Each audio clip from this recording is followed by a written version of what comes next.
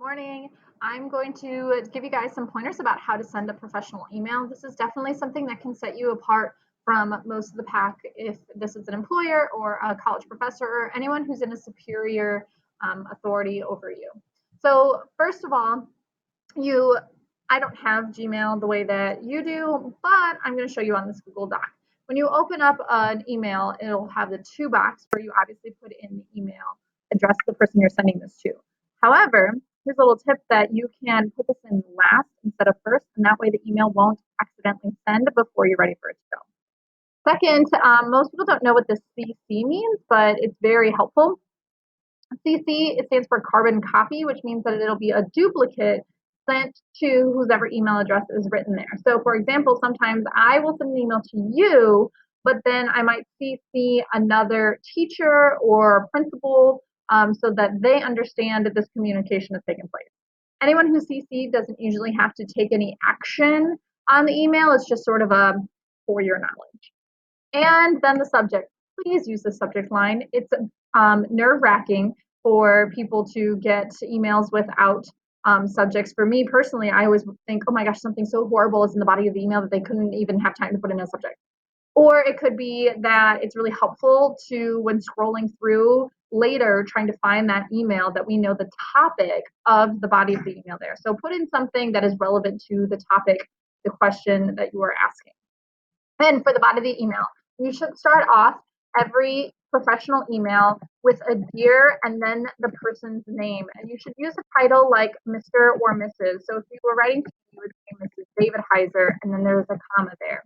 You don't want to use people's first names unless they sign an email in response to you and sign it sincerely or thanks, and then they use their first name. Always go with titles. If you're not sure if someone is Mr. or Mrs., do your best to find that out first before you send.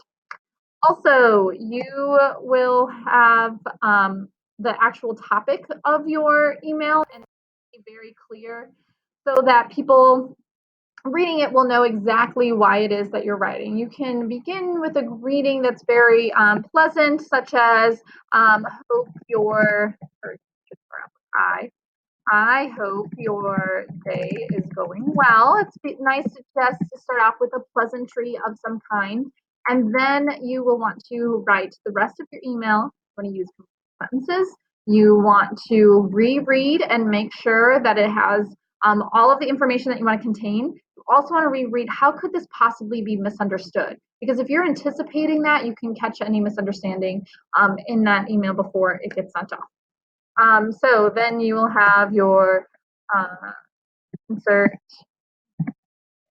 email, why you are writing, and you will also want to, at the end of your email, say thank you.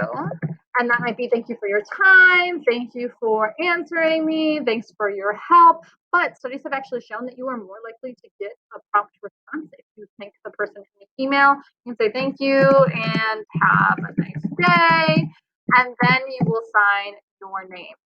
If you are not very familiar with the person, it might be helpful to have your first and last name. So for example, if I'm sending to someone that this might be my first contact with them or the first time that I've contacted them over email, even if I've talked with them in person a lot, I would say my full name, and then I would also say my title, the department, and then like Fairfield Junior Senior High School. This for you might be your position at work if you're emailing to a boss or a superior. If it's just between you and I, you wouldn't necessarily need to put like student at Fairfield or anything, but it's a good way to just let somebody know. You would often also see maybe a phone number put there in professional email so that if this communication needs to go to the phone, it could. Not something that you would necessarily do with just teachers, but for a professional email. Again, please make sure you proofread the email before sending, and then once you hit send, you're done.